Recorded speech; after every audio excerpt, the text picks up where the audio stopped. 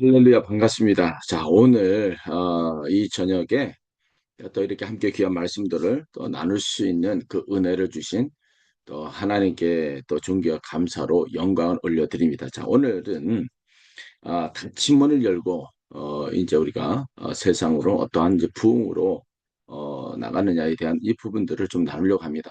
자, 이것은 우리가 이제 선교적인 이 교회, 이 선교적인 교회는 뭐냐면, 자, 하나님께서 우리 교회를 세우신 존재적인 이 목적이 무엇이냐? 자, 바로 이것은 선교적 교회를 말씀하고 있죠. 그래서 하나님이 음, 오래전에 계속 진행해 오신 그 선교적인 이 사역의 이 무대에, 자, 우리 교회를 이제 초대해 주셨고, 그리고 이제 우리 교회가 이제 부흥해야 하는 그 이유는, 자, 바로 이 낮은 자리로 오신 예수님처럼 한 사람을 귀하게 여기셨다라고 하는 것입니다. 그래서 우리가 이 땅에 살아가면서 참 그 교회들이 많은 그 어려움들과 그리고 고전을 겪고 있는 그 모습들이 있죠. 이제 세상에 이 화려함들을 이제 쫓아 이제 가다 보면 결국에는 이 소외된 이 사회들을 미처 들여다보지 못한 그 결과가 지금 우리 교회들의 그 위기를 가져오지 않았나 생각합니다. 자, 그래서 오늘 그 해결점들을 오늘 이제 제시하기 위해서 어, 요한복음 20장 그 19절부터 23절의 그 말씀을 통해서 우리가 아버지께서 나를 보내신 것 같이 나도 너희를 보낸다라고 하는 그 말씀으로 오늘 우리가 좀 귀한 시간들을 좀 함께 나눴으면 좋겠습니다. 어, 이 말씀을 통해서 저는 이제 인도 선교사이기 때문에 또 인도에 대한 이 사례들을 참 많이 여러분들과 함께 나누려고 합니다. 그리고 이제 그 나눔을 통해서 저와 여러분들이 다시 한번 우리가 그동안 잃었었던 것들이 무엇인지를 생각하고 또 되돌아볼 수 있는 이 복된 그 은혜의 이 시간이 되었으면 좋겠습니다. 요한복음 20장 19절과 23절의 그 말씀입니다. 이날 곧 안식 그 첫날 때에 제자들이, 자, 유대인들을 두려워하여 모인 곳에, 자, 문들을 닫았더니 예수께서 오사 가운데 서서 이르시되 너희에게 평강이 있을지어다, 이 말씀을 하시고 손과 옆구리를 보이시니 제자들이 주를 보고 기뻐하더라. 예수께서 또 이르시되 너희에게 평강이 있을지어다, 아버지께서 나를 보내신 것 같이 나도 너희를 보내노라.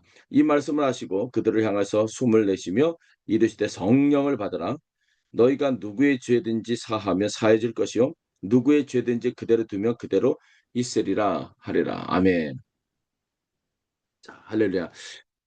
오늘의 이 말씀은요, 제가 인도에서 그 선교 의 사역을 감당해 오면서 인도의 하나님이 부흥을 이루게 하셨던 그 하나님의 그 손길이 저와 여러분들의 이 예배의 이 거룩한 자리에 그 하나님이 또 역시 부흥의 불길로 이어 주실 줄을 저는 믿습니다. 저는 이 화려 이력을 들고 이 자리에 서 있는 것이 아니라 한 사람으로서 저는 여러분 앞에 서 있습니다.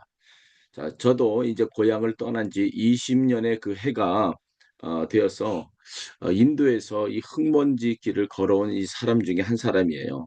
20년의 그 세월 동안 제 신발에는 늘 이 북인도의 이 붉은 흙이 묻어 있었고, 또 그곳에서 살아가면서 전기도 이제 들어오지 않는 그 마을 흙바닥에서 무릎을 꿇고 또 예배한 그 경험도 있습니다.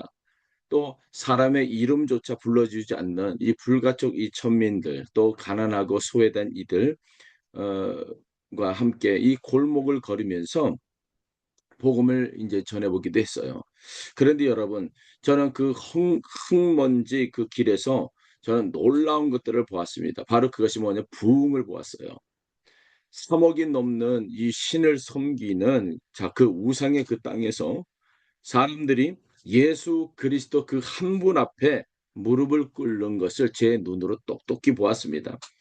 평생 사람 취급을 당하지 못하고 살았던 사람들이, 자, 하나님의 자녀라고 하는 그 이름을 받고 통곡하면서 하나님 앞에 정말 하나님을 붙들고 또 하나님의 이름을 부르면서 참 자유의 기쁨으로 살아가는 모습들도 보았습니다. 예. 죽어갔던 그 마을에 이 교회가 세워지고 그 작은 교회가 또 다른 마을을 향해서 복음을 들고 걸어 나가는 것도 저는 보았어요. 부흥을 그 본 사람이 자 오늘 제 여러분 앞에 서서 어 말씀을 드리는 겁니다. 그래서 저는 이 확신을 가지고 오늘 선포하고 있습니다. 인도의 그 마른 땅에 단비를 부어 주신 그 하나님께서 오늘 이 예배를 통해서 또 이 말씀을 통해서 그 부흥을 저와 여러분들의 이 현장에 부어 주실 것이라 저는 믿습니다. 자 120년 전 평양의 이 새벽을 깨우셨던 그 성령께서 지금도 살아계시기 때문에 인도를 살리신 이 성령이 지금 우리 한국 교회를 다시 못 살리실 이유가 전혀 없어요. 인도를 살리신 그 성령님이 이 땅을 살려주시고 또 저와 여러분들의 심령을 깨워주시고 오늘 이 시간에 우리가 붙들 단 하나의 그 단어가 있다면 예, 다시 회복하고 다시 살아나는 겁니다. 요한복음 20장 19절과 23절 말씀에 보면 예수께서 또 이르시되 너희에게 평강이 있을지어다. 아버지께서 나를 보내신 것 같이 나도 너희를 보내노라. 이 말씀을 하시고 그들을 향하여서 숨을 내쉬면서 이르시되 성령을 받으라라고 말씀하고 있습니다. 성령을 받으라. 우리가 살아 숨쉬고 있는 이 형제들이 자, 얼마나 힘든지 모릅니다.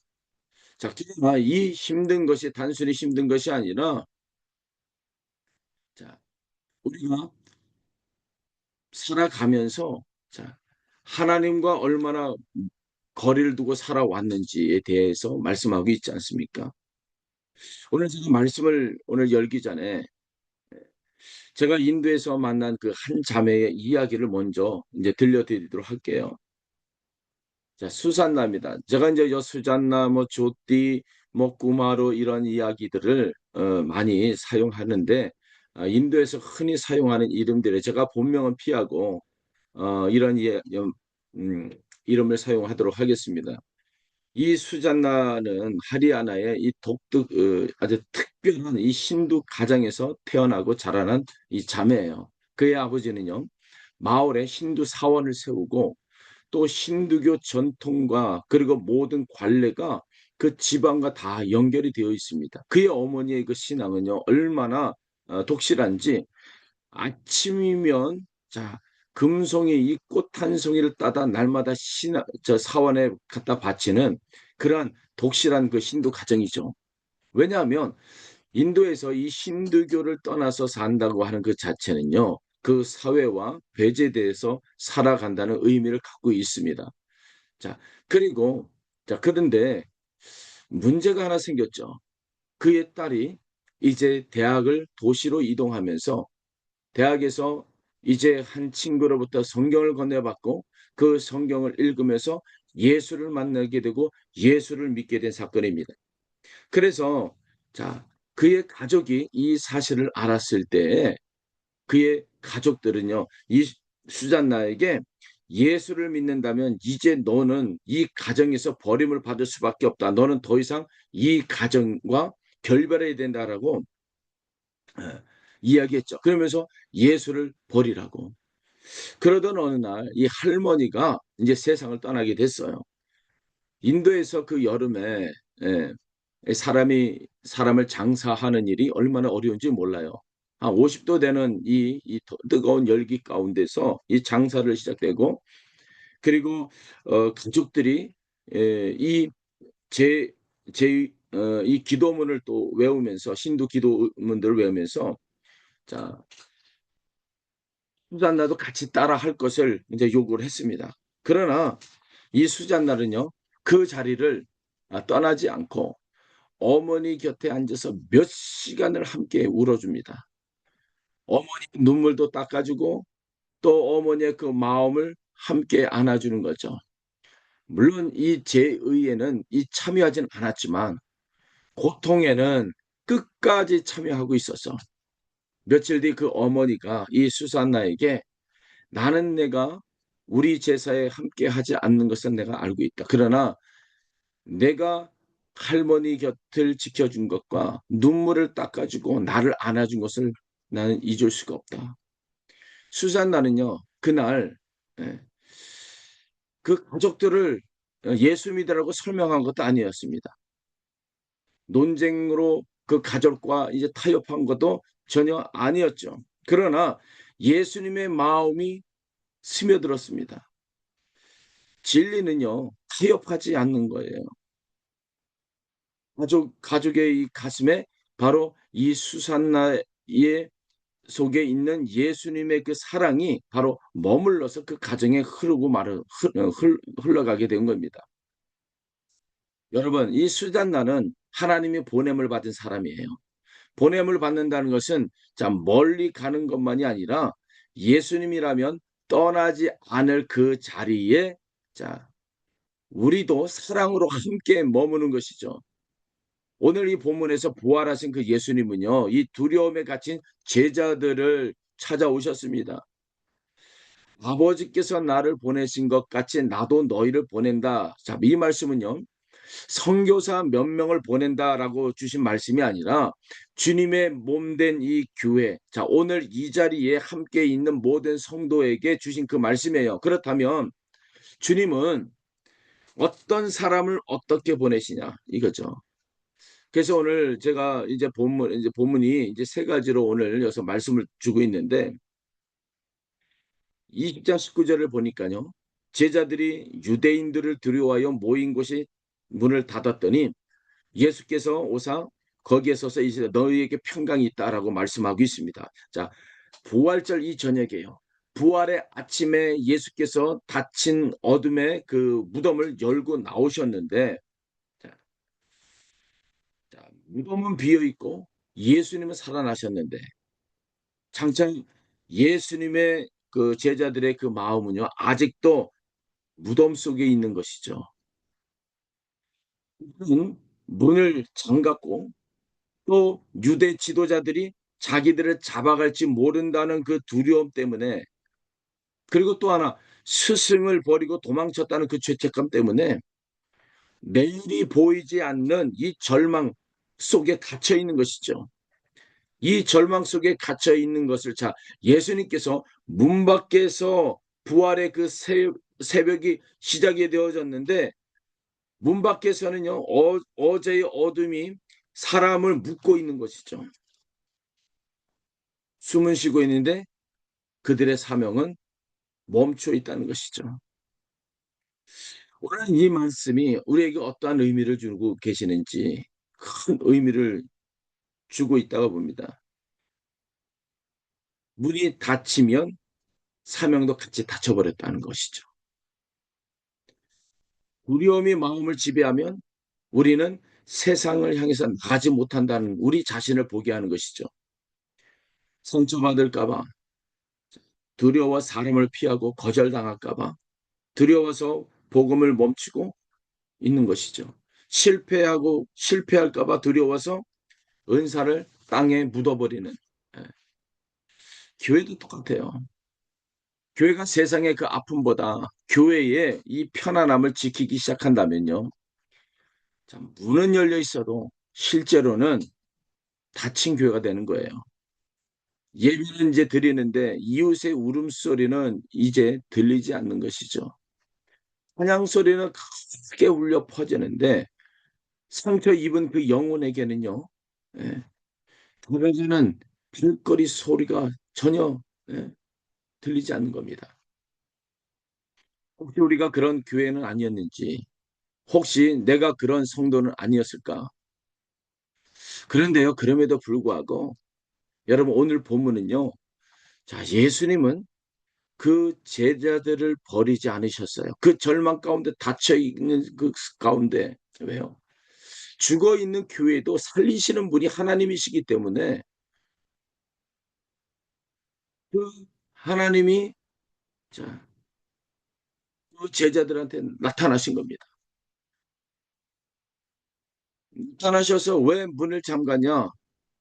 책망하지 않으시고 너희가 어떻게 나를 버릴 수 있느냐라고 몰아세우지도 않으셨죠. 닫힌 문을 그대로 뚫고 들어오셔서 그들 한가운데 서셨다는 거예요. 그리고 첫 마디가 너희에게 평강이 있을지어다. 할렐루야. 아멘이죠. 사명보다 우리 주님은요, 그들에게 위로를 건네주셨습니다. 평강을 건네주셨어요. 무엇을 당장 먼저 해야 된다가 아니라 먼저 그들의 마음에 평안이 머물기를 원하셨던 겁니다. 그리고 그들을 세상으로 보내기 이전에 먼저 그들이 회복되어야 한다는 것을 인식을 시켜주셨습니다. 세상으로 나가라고 하시기 이전에 무너진 마음부터 일으켜 세워주셨다는 겁니다. 이것이 복음의 방향이고 복음을 전하는 이 순서인 거예요. 주님은 상처 입은 사람을 억지로 일터로 내모시는 분이 아니다는 것이죠. 먼저 그들에게 찾아오셔서 먼저 평강을 주시고 그 다음 세상으로 보내시는 거죠. 바로 이 시간이 여러분들이 하나님의 이 평강을 머물고 이 예배를 마친 이후에 세상으로 나가게 되는 것이죠. 사랑하는 여러분, 오늘 여러분의 그 마음에도 닫힌 문이 있습니까? 선생님에게 받은 그 상처 때문에 닫아버린 문, 실패의 이 기억 때문에 또 닫아버린 그런 분들, 자녀의 문제 때문에 심지어 교회 안에서 받은 아픔 때문에 잠가버린 그런 문들이 여러분들에게 있습니까? 아무도 들어오지 못하게 빗장을 걸어버린 자, 그런 방이 있나요, 여러분? 그렇다면 오늘 그 방들을 깨끗하게 허물어버리는 놀란 역사가 오늘 이 시간 임하게 될 줄 좀 믿습니다. 부활하신 그 주님은요, 오늘도 그 문 앞에서 여러분의 문 앞에서 멈추지 않으시고 잠긴 문이 주님을 막은 적이 한 번도 없는 것처럼 주님이 지금 여러분의 닫힌 문 한복판으로 돌아오셔서 말씀하는 게 이 닫힌 문이라고 하는 것은요. 닫힌 문 한복판으로 된다는 거예요.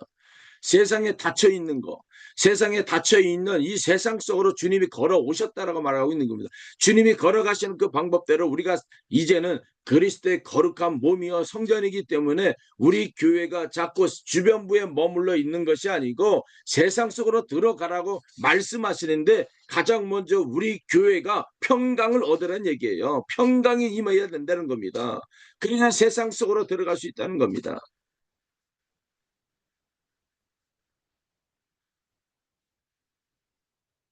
너희에게 평강이 있을자다. 내 실패보다 나의 십자가가 내 두려움보다 나의 부활이 내 상처보다 나의 사랑이 세상을 덮었다라고 말씀하고 있습니다. 보냄받은 이 교회는요. 강한 사람들이 모인 교회가 아니라 부활하신 주님께서 평강을 받은 사람들이 모인 교회예요. 상처 없는 사람이 나가는 것이 아니라 상처 한복판으로 찾아오신 자 예수님을 만나는 사람이 세상으로 나갈 수가 있는 겁니다. 오늘 이 시간 그 평강이 먼저 여러분의 마음속에 임하기를 축원합니다. 주님은 목자국 난 손으로 우리를 싸매 주시고 우리를 세상으로 보내십니다. 요한복음 20장 20절의 말씀 보면 이 말씀을 하시고 손과 옆구리를 보이시니 제자들이 주를 보고 기뻐하더라. 아버지께서 나를 보내신 것 같이 나도 너희를 보낸다라고 말씀하고 있습니다. 예수님은요. 이 부활의 그 능력을 말로 설명하기 이전에 손과 그 옆구리를 보여주셨습니다. 왜 보여주셨겠습니까? 부활하신 이분이 진짜로 십자가에 달리셨던 바로 그 예수님이심을 보여주신 거예요. 주님의 영광은 상처를 지은 영광이 아니었습니다. 십자가의 흔적을 품은 그 영광이었죠. 아버지께서 나를 보내신 것 같이 나도 너희를 보낸다. 이 순서를 여러분 놓치지 마십시오. 못자국을 보여주신 뒤에 그리고 보여주셨습니다. 바로 이거 무엇이냐면 나는 하나님인 것을 우리에게 실증으로 보여주신 거죠. 나는 하나님이다. 나는 너희 하나님이다 이거죠.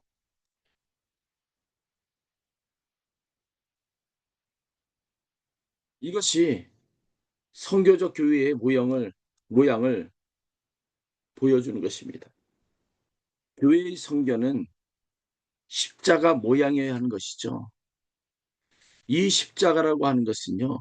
바로 성경 66권을 하나로 묶어버리면 네, 공간복음서가 됩니다. 이 공간복음서 하나하나 이 복음서들을 다 하나로 축약을 하면요. 십자가, 십자가의 사랑으로 드러나게 되는 겁니다. 이 십자가의 사랑을 하나로 포함하면 심장이라고 하는 그 개념이 나와요. 근데 그 심장이 쪄버렸다. 거기서 피가 흘렀다. 스플링크노 마이 찢어지는 그 고통 가운데 그 하나님, 그 하나님의 그 심장을 우리에게 보여주신 겁니다. 내가 너희 하나님이다. 인간 한 사람을 얻기 위해서 내가 희생했다라고 하는 것을 보여주는 겁니다. 그래서 성교는요, 힘으로 누르는 성교가 아니라 자신을 내어주는 그 성교,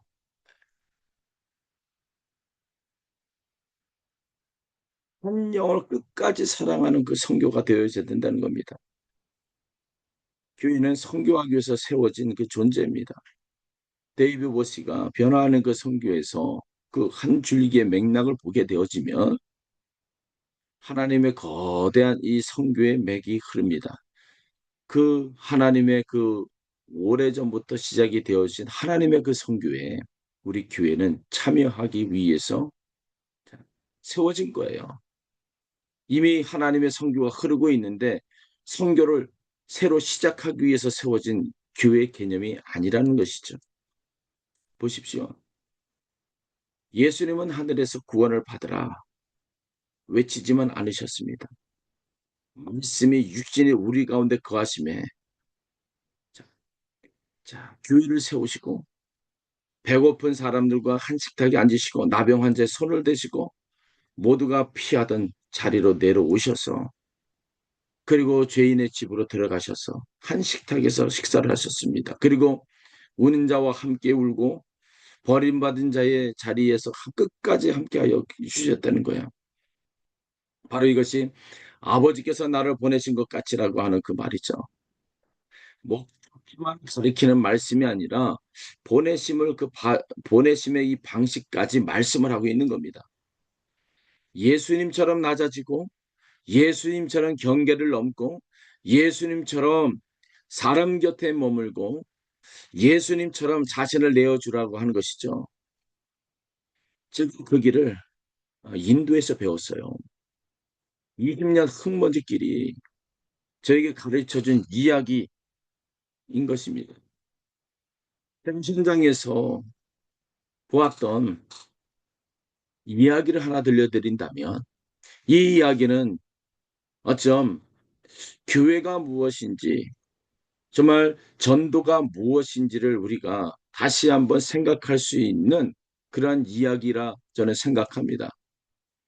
제가 북인도 이 북쪽에 이 가난한 마을에 들어가서 사역을 시작할 때 마을 사람들은요, 자, 낯선 사람들을 보면 피하기 시작하고 눈을 맞추지 않습니다.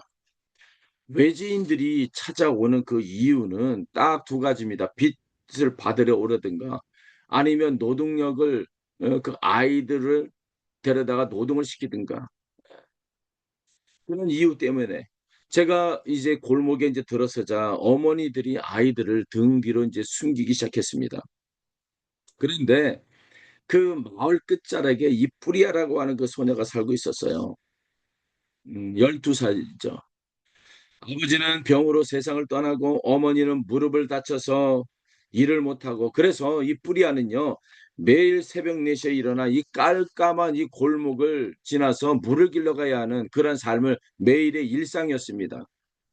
인도에서는 이 카스트 제도가 있기 때문에 예 카스트 이 상위권에 있는 사람들이 물을 길러 왔을 때 그 근처에 가지도 못합니다. 왜냐하면 물이 오염된다고 해서 그 잘못된 이 생각들을 뒤집어 씌우죠.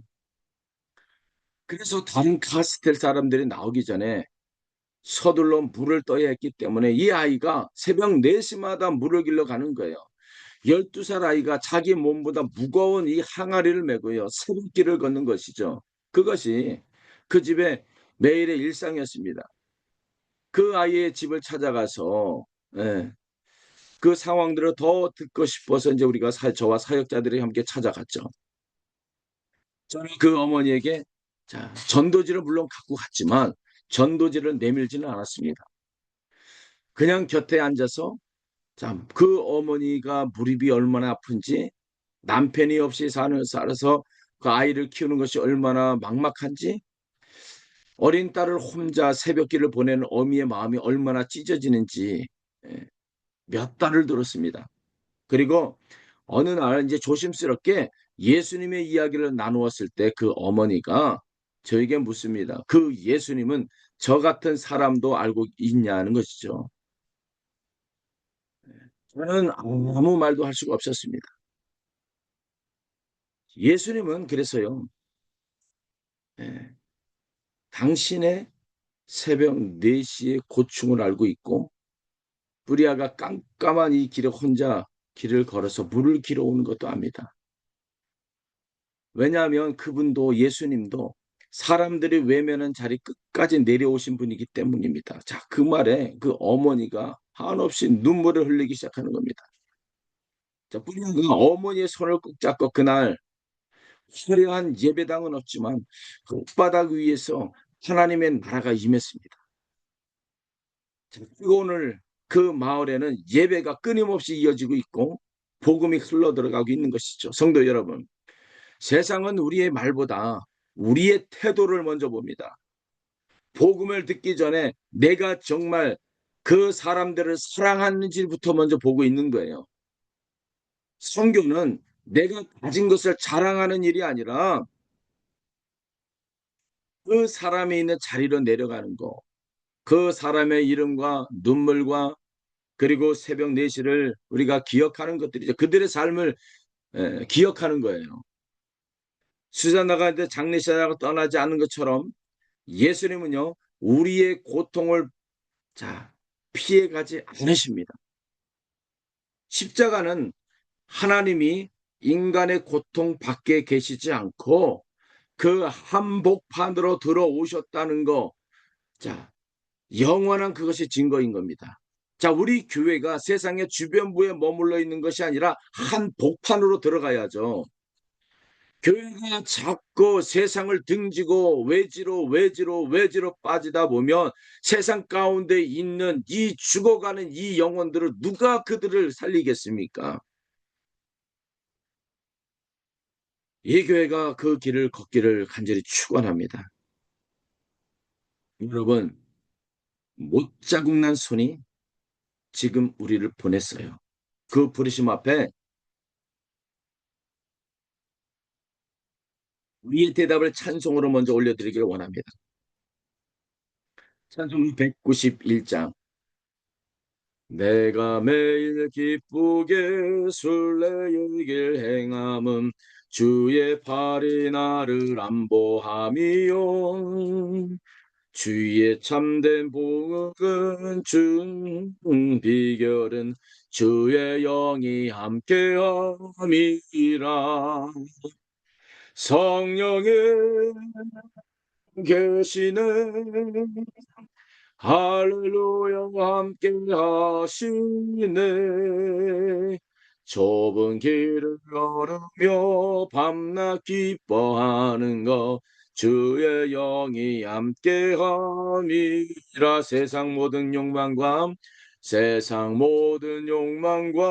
나의 모든 정욕은 십자가에 이미 못을 박았네. 어두운 밤이 지나고 무거운 짐 벗으니 주의 영이 함께함이라. 아멘. 성령이 계시네. 할렐루야 함께 하시네. 좁은 길을 걸으며 밤낮 기뻐하는 것 주의 영이 함께함이라. 할렐루야. 그렇습니다.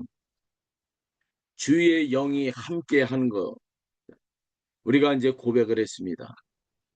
주님이 보내시는 이 길은요, 때로는 좁고 외롭습니다. 그래서 주님은 사명만 주지 않으시고 그 다음에 성령을 우리에게 보내주신다고 말씀하고 있어요. 이 말씀을 하시고 그들을 향하여서 숨을 내쉬며 이르시되 성령을 받으라 라고 오늘 본문에서 말씀하고 있잖아요. 예수님은요, 제자들에게 열심을 내라고 말씀하지 않으셨습니다. 좋은 계획을 세우라고 말씀하지도 않으셨어요. 그들을 향해서 숨을 내쉬며 말씀하신 것이 성령을 받으라 이거죠. 여러분, 이 장면에서 여러분 창세기가 보이지 않습니까? 이제 부활하신 그 예수님이 하나님이 흙으로 사람을 지으시고 그 코에 생기를 불어넣으시니 사람이 생명이 되었다라는 것이죠. 생명. 예수님이 두려움과 실패로 흙덩이처럼 무너진 제자들에게 새 창조의 숨을 불어넣어 주셨다는 것입니다. 바로 이것이요. 침방 안에 이 겁쟁이들이 그 숨결을 받고 세상을 뒤집는 증인으로 다시 태어났어요. 선교는 사람의 그 열정으로 시작할 수 있는 것이 아니에요. 물론 사람의 열정으로도 시작할 수 있습니다. 그러나 성령의 능력이 아니면 단 하루도 지속되지 못하는 것입니다. 사도행전 1장 8절에 그래서 주님은요. 오직 성령이 너희에게 임하시면 너희가 권능을 받고 내 증인이 되리라 말씀하고 있어요. 주님은 장소보다 능력을 먼저 말씀하고 있습니다. 예루살렘과 유대와 사마리아와 땅끝까지 가기 전에 먼저 성령이 임해야 한다는 것이죠. 왜 그렇습니까? 선교를 막는 것은요, 먼 거리나 언어의 이 장벽이 아니기 때문에 그런 거예요. 사람 속에는 언제나 죄의 이 완고함이 있고, 그리고 복음을 거부하는 영적 어둠이 있어요. 그래서 그 벽은요, 사람의 그 말솜씨로 무너지지 않는다는 것이죠. 성령께서 마음을 여시고 죄를 깨닫게 하시고 죽은 영혼을 살리셔야 한다는 것입니다. 이것이. 그래서 이 보냄받은 이 교회는요. 기도하는 교회가 되어져야 하는 겁니다. 기도는요. 선교를 돕는 이 보조수단이 아니라 선교의 심장인 거죠.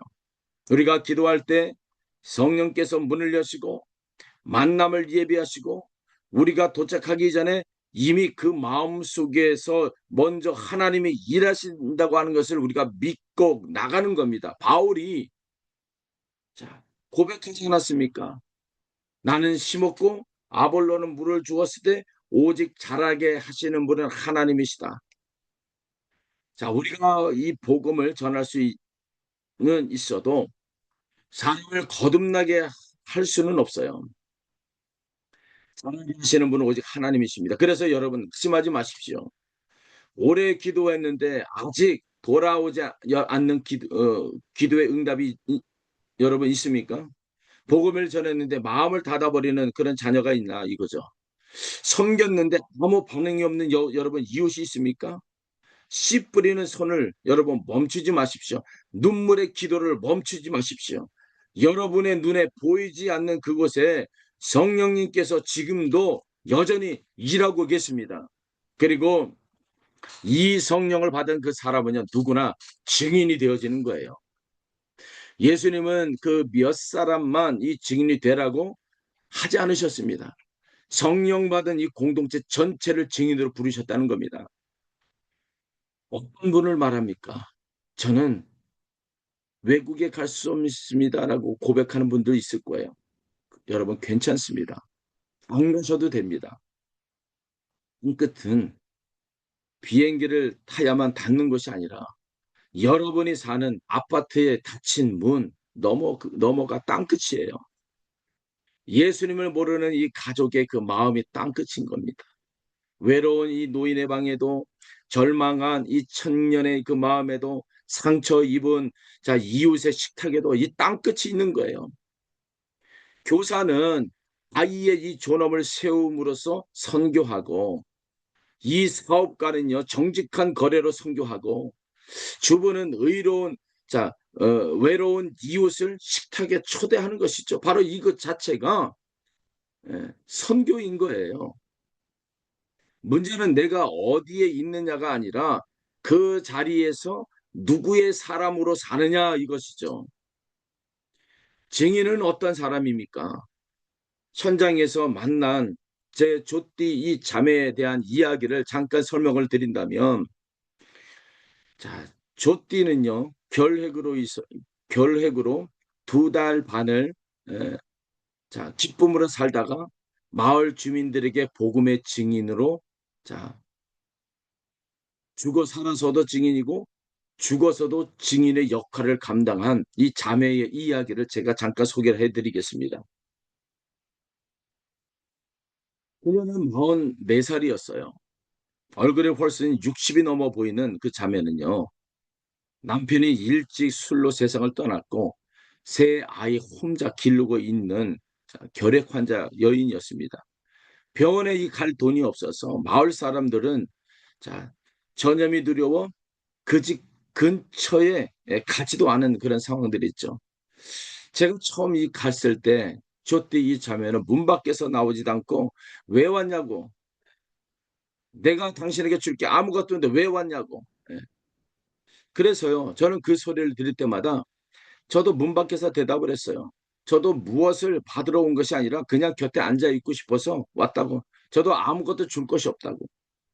그 한마디에 조금씩 문이 열리기 시작했습니다. 마르고 기침하면서 예 천천히 그 여인이 나왔는데 그날 저녁 아무도 아무 말도 하지 않고 그저 곁에 앉아 있는 것이 그 사역의 첫날이었습니다.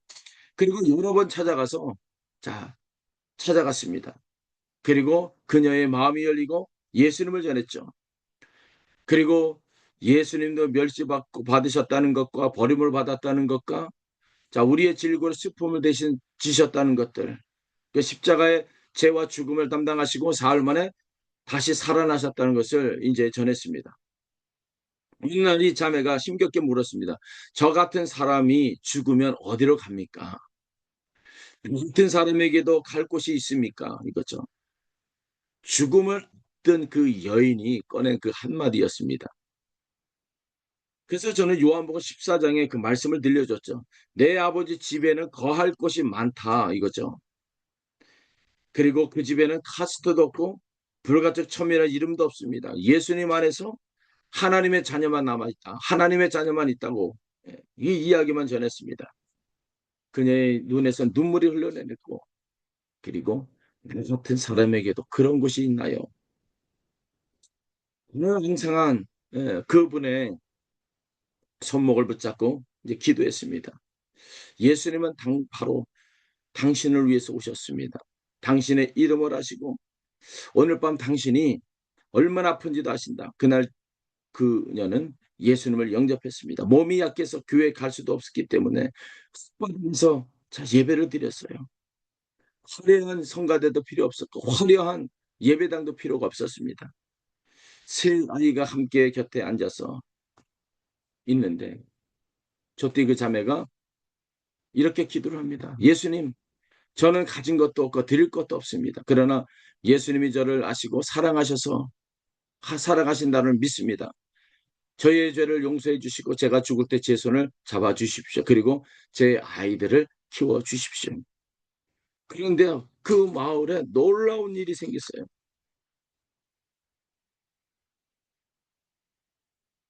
이는 두 달 반 뒤에 세상을 떠났지만 놀라운 일이 생겼습니다. 마을 주민들이 예, 그녀의 집을 찾아와 아이들을 돌보기 시작했습니다. 돌보기 시작한 거예요. 그리고 그 마지막 두 달 반 그녀의 얼굴이 달라졌습니다. 죽기 전까지.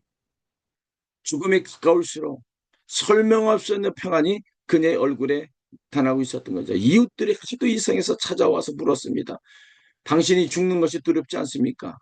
그럴 때마다 그분이 하시는 이야기는 늘 알아주는 분이 계신다. 나 혼자 가지는 않습니다. 그러면서 환한 미소로 그들을 맞이했죠.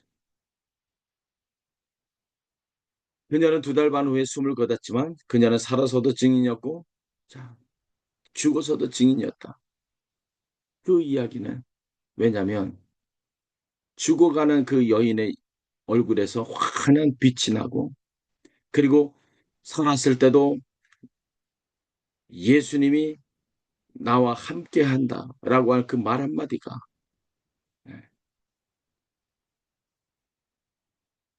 그들의 마을 사람들의 마음을 움직이고 그들이 그 조띠 자매의 아이들을 돌보기 시작하면서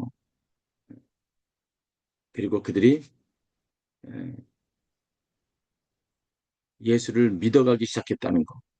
자, 이것이 증인입니다. 증인은 완벽한 사람이 아니라 예수님을 만난 사람들이 바로 증인인 것이에요.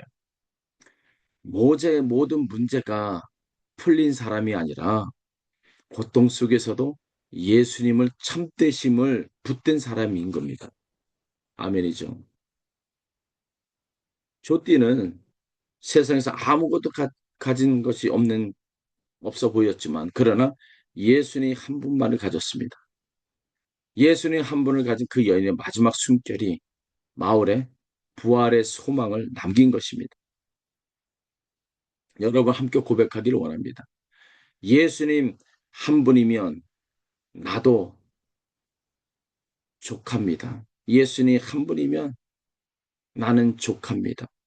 나도 그리스도의 증인입니다. 아멘. 사랑하는 성도 여러분, 오늘 말씀의 이 중심은 이 선교 전략이 아니라 교회 성장의 이 방법도 아닙니다. 오늘 말씀의 이 중심, 처음부터 끝까지 예수 그리스도 한 분만을 이야기하고 있는 겁니다. 닫힌 문을 뚫고 들어오신 그 예수님, 실패한 제자들에게 평강을 주신 그 예수님, 못자국 난 그 손을 보여주신 그 예수님이 성령의 이 숨결을 불어넣어줄 그 예수님, 그 예수님이 지금 우리에게 말씀하고 있습니다. 나도 너희를 보낸다 이거죠. 우리가 세상으로 나갈 수 있는 이유는요. 우리가 강해서가 아니라 하늘의 땅의 모든 권세를 가지신 주님이 함께 하시기 때문인 겁니다. 그래서 주님은 먼저 가, 내가 뒤따라갈 게가 아니라 주님이 먼저 가셔서 자, 나중에 예? 따라오마가 아니라 예, 주님이 먼저 가셔서 예, 우리 보고 먼저 가라고 해서 따라오라고 내가 따라간다가 아니라 이미 먼저 가 계시는 겁니다. 여러분보다 먼저 여러분의 직장에 계시고 믿지 않는 가족의 그 마음 곁에 이미 와 계세요. 그런데 우리는 자, 그 와 계신다는 것을 부인하고 그리고 우리가 그들의 곁에 가지 않기 때문에 그들이 살아날 수가 없는 것이죠. 볼지어다 내가 세상 끝날까지 너희와 함께 있으리라. 여러분 우리가 서두에서 보셨죠? 수산나가 장례식장에서 예수님의 이 사랑을 보여주셨듯이 뿌리아는 어머니의 새벽 4시를 아시는 그 예수님을 만났어요. 그리스도띠는 죽음 앞에서 자기를 알아주시는 주님을 증언했습니다. 세상이 알아주는 이 강한 사람들이 아니었어요. 그러나 예수님께 불들리자 그 연약한 그 인생들이 복음의 통로가 되었는 겁니다. 여러분 혹시 나는 부족해서 못합니다라고 여러분 하십니까? 주님은 완벽한 사람을 보내신 적이 없어요. 평강 받은 사람, 십자가를 바라보는 사람, 성령을 의지하는 사람을 하나님 보내십니다. 이사야가 하나님의 영광 앞에서 무너져 내린 것을 우리가 이사야 6장에서 우리가 볼 수가 있잖아요. 그래서 하나님의 영광을 본 사람들에게서 나타나는 그 특징이 화로다 나로 망해 자기 자신을 들여다볼 수가 있는 겁니다. 그리고 제단 숯불 입에 다 죄 사함을 받은 뒤에야 대답하시면 내가 여기 있나이다. 나를 보내소서. 보내면요. 은혜 받은 사람의 그 대답인 겁니다. 오늘 하나님이 여러분 가운데 임하시길 원하고 내가 누구를 보내면 누구를 울고 위하여 갈 거라고 하는 이사야의 예, 이런 고백이 저와 여러분들의 고백이 되기를 원합니다.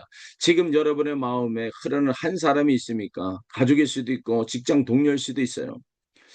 오래 연락을 끊고 살아가는 또한 상처를 입거나 입혀온 사람일 수도 있습니다. 주님이 지금 여러분을 그 사람에게 지금 보내고 있는 겁니다. 거창한 일부터 생각하지 마십시오.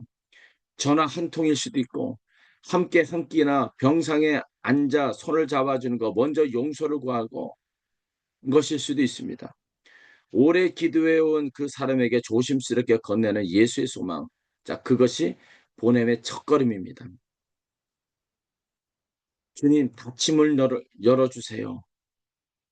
주님이 사랑하신 그 사람을 가도록 하나님 이 발걸음을 인도해 주옵소서. 라는 그리고 내가 여기 싸우니 나를 보내소서라고 하는 그런 고백이 있기를 소망합니다. 사랑하는 성도 여러분, 우리는 세상을 피하라고 부름을 받지 않았어요. 세상을 이처럼 사랑하사 하나님께 보냄을 받았습니다. 오늘 이 첫 시간에 닫힌 문이 열린다면 이 예배를 통해서 성령의 불이 여러분 심장에 태워질 것이고 인도의 흙길을 살리신 하나님이 인도를 살리셨듯이 한국 땅을 살리실 겁니다. 그 하나님이 우리가 가는 곳마다 상처 입은 사람들이 위로를 받고 잊힌 사람들의 이름을 되찾고 절망한 사람의 부활의 소망을 보게 되기를 예수님의 이름으로 축원합니다. 아버지께서 나를 보내신 건 나도 너희를 보낸다. 할렐루야. 여러분, 이 말씀을 우리가 붙잡고 여러분들이 미처 가보, 가보지 못한 소외된 이웃들, 미처 생각지 못했던 상처 입은 영혼들에게 여러분들이 조용히 곁에 가서 앉아 있기만 해도 그들은 하나님의 위로와 하나님의 평강이 임하여서 하나님의 몸된 교회를 세우실 것이라 저는 믿습니다. 기도하겠습니다. 살아 역사하신 하나님 아버지, 오늘 이 자리에 은혜를 주신 것 감사합니다. 하나님의 귀한 하나님의 그 말씀을 통하여서 나누었던 소외된 이웃들을 향해서 우리 교회들이 함께 머물기를 원하오니 주여 성령의 충만한 우리 교회들이 하나님의 그 평안에 기쁨이 머물게 하여 주시고 평안이 깃들게 하여 주셔서 상처 입은 영혼들을 향해서 손을 내밀 수 있는 귀한 기회가 되게 하여 주옵소서. 오늘들이 그 하나님 귀한 은혜 주시고 감사하고 걸어가신 예수님의 이름으로 기도합니다. 아멘.